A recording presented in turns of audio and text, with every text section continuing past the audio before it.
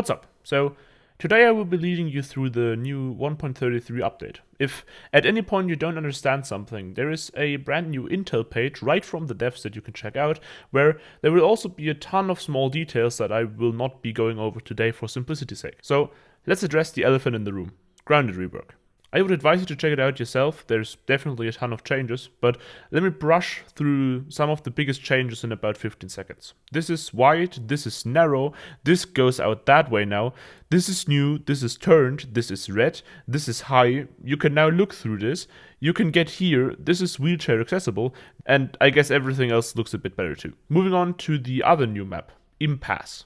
Yeah, it's a mirrored elimination map based on kennels, and that is all there is to it, I guess, and duck. Moving on, economy. So everything is really expensive now, and explaining this would blow everything else out of proportion, so there will be like a separate video on this eventually, but generally everything is more expensive, there is less total money, more emphasis on using the funds that you have right, and for the first time in a few years we will be having a proper gun meta that will also be more diverse than ever. Speaking of guns, basically all of them have been changed and adjusted in some way, shape or form.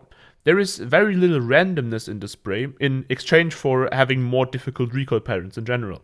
This means, for example, that an AK is now technically easier and more consistent to spray, but only if you learn and practice the new recoil patterns. And this is how it is for basically all guns. And some of the spray patterns are actually difficult enough to make tapping and burst firing a valid option. Guns have also been adjusted in damage alongside that. Once again, pointing towards the Intel page because that covers it in great detail. Next step, silencers. So basically all automatic CT site exclusive guns have silencers now. The MP5, the Vector, the AUG, the M4 and the M14. Looks cool, mostly sounds cool, M4 feels very nice, yeah. And the CTs have the XD as their default pistol now. Next up, Kevlar.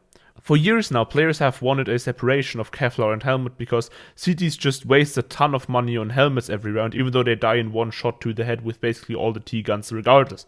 Critical Force has done not only that, but we also have a variety in armor now. These armors obviously have different prices, different levels of movement speed, different levels of aim punch, and obviously also protect you from different amounts of damage. Same thing for the helmets, obviously.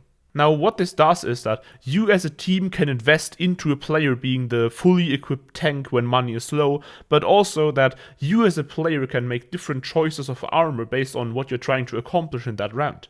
If you're in for a more aggressive play, you might want to invest into the light armor with the better movement speed in order to catch enemies off guard. What amount of money it takes to buy flash or something? Or smokes or something? Feels like it's more. Wait, what? Wait, he's hacking. He has to be, right? Or where'd I die from? Wait, what? Wait, is this guy hacking? I'm so confused. How did I die there? If you're planning on playing a slow side take, pick the heavy Kevlar to be more tanky and better protected against aim punch, or go for the heavy helmet and light Kevlar to still have a decent bit of movement speed but survive headshots from most guns. The choice is yours, and making the right choices will definitely help you outperform others consistently. Other than that, there's a ton of visual improvements around the loadout section, and that is pretty much it.